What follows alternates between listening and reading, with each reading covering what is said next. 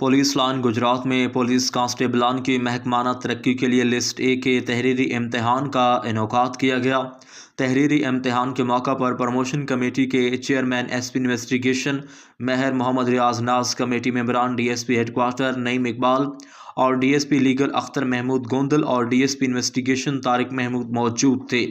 तहरीरी इम्तहान में 224 से ज़्यादा उम्मीदवारों ने हिस्सा लिया। इम्तहानी अमल को डिजिटल रिकॉर्डिंग के ज़रिए शफाफ बनाया जा रहा है। तहरीरी इम्तहान के बाद कामयाब उम्मीदवारों से प्री टेस्ट और इंटरव्यू लिया जाएगा। डीपीओ गुजरात राना उमर फारूक ने इस मौके पर गुफ्तगू करते हुए कहा कि जवानों में इस्तेदाद कार बढ़ाने और सलाहियतों को उजागर करने में महकमाना तरक्की अहम किरदार अदा करती है। तहरीरी इम्तहान लिस्ट ए 100% मेरिट पर होगा और अहल उम्मीदवार ही महकमाना तरक्की करेंगे।